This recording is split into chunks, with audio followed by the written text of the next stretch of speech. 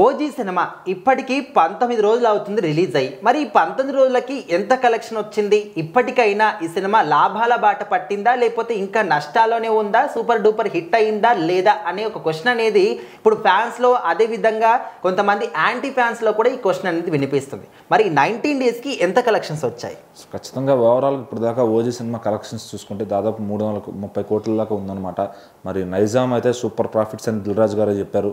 So ఎందుకంటే మేము అనుకున్న దానికన్నా చాలా లాభాలు వచ్చాయని చెప్పి. ఎందుకంటే నైజాంలో దిల్ రాజు గారు మొదటి షో ప్రీమియర్ల దగ్గర నుంచే ఆయన ఎంత సంపాదించారు, ఎంత లాభం సంపాదించారు సోషల్ మీడియా మొత్తం చూస్తూనే ఉంది. సో మరి ఓవర్సీస్లో కూడా చాలా బాగా ప్రాఫిట్స్ వచ్చాయి. సో అనుకున్న నెంబర్ కన్నా ఎక్కువ నెంబర్స్ వచ్చాయన్నమాట. అయితే ఓవరాల్ నైజాం ఓవర్సీస్ సేఫ్ అయింది, కానీ మరి తెలుగు రాష్ట్రాల్లో కొన్ని చోట్ల మాత్రం అక్కడక్కడ లాసెస్ వచ్చాయని తెలుస్తుంది. సో మరి ఇంకా క్లోజింగ్ అవ్వలేదు కాబట్టి ఆలోపు ఆ మొత్తం కూడా క్లోజ్ అయిపోతుంది కరెక్ట్గా. అట్లీస్ట్ లాభాలు రాకపోయినా కనీసం లాస్ రాకుండా ఉంటుందని చెప్పి అయితే చెప్తున్నారు.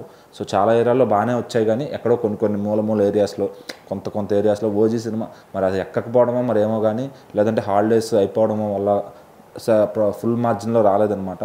సో అవి కూడా ఇది దీపావళిలోపు కలెక్ట్ చేసేస్తుంది. సో 100% ప్రాఫిట్లో వెళ్తుంది, ఒక ప్రాఫిట్ వెంచరే ఇది అని చెప్పి కూడా మాట్లాడుకుంటున్నారు.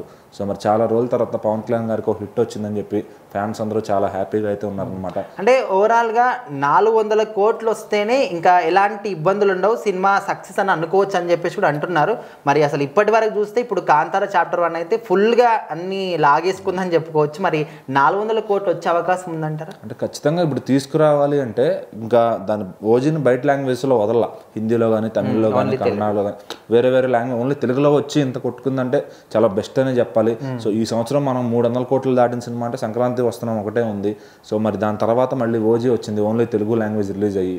సో ఇప్పుడు ఏంటంటే మరి అది కూడా హిందీలో రిలీజ్ చేస్తుంటే ఈజీగా 500 కోట్ల దాకా వెళ్ళేదేమో మొత్తం కలుపుకొని వేరే భాషల్లో కూడా. మరి ఓజీ పాన్ ఇండియా రిలీజ్ అన్నారు, కానీ ఓన్లీ తెలుగు రిలీజ్ మాత్రమే చేశారు లాస్ట్లో టైం లేక.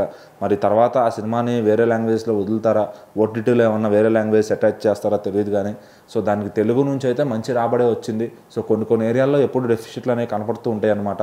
సో అవన్నీ కొన్ని వేరే ఏరియాస్ ఆ లెక్కలో అన్నీ డిస్ట్రిబ్యూటర్లు తెలుస్తాయి అనమాట. అందరికీ అంత క్లారిటీ రాదు. సో ఓవరాల్గా 400 కోట్లే రావాలంటే అది ఇప్పుడు ఇంకా 70 కోట్లు కలెక్ట్ చేయాలంటే చాలా కష్టం. సో మళ్ళీ వేరే లాంగ్వేజ్ కూడా రిలీజ్ అయితే కానీ అంత రికవరీ అయితే అవ్వదనమాట. సో ఉన్న దాంట్లో ప్రతి ఏరియా వైజ్ చూసుకుంటే కొనుక్కున్న వాళ్ళందరికీ కూడా 100% వచ్చి దానిపైన లాభాలు కూడా వచ్చాయి కొనుక్కున్న వాళ్ళందరికీ. సో కొన్ని ఏరియాస్లో మాత్రమే లాసెస్ అయితే నడుస్తుందన్నమాట. సో అది కూడా ఈ దీపావళి లోపు వేరే కొత్త సినిమాలు వస్తున్నాయి, ఆ లోపు పూర్తయిపోతుంది. అంటే లక్షల్లోనే మార్జిన్ ఉంది, అది తొందరలోనే పూర్తయిపోతుంది అని చెప్పి కూడా వాళ్ళు మాట్లాడుకుంటున్నారు. సో ఓవరాల్గా ఇది ప్రాఫిట్ వెంచరే కానీ లాస్ వెంచర్ అయితే కాదు ఓజీ అనేది. సో 400 కోట్లు అనేది ఎక్కడ కూడా ఎవరు మాట్లాడలే ముందు. ఏంటంటే అది ఆటోమేటిక్గా వేరే యాంటీ ఫ్యాన్స్ తీసుకొస్తారనమాట అంత కలెక్ట్ చేయాలని చెప్పి. సో ప్రతి డిస్ట్రిబ్యూటర్ ఎంతకైతే కొనుక్కున్నారో అంత వచ్చిందా లేదా అని మాత్రమే చూసుకుంటారు డిస్ట్రిక్ట్ వైజ్గా.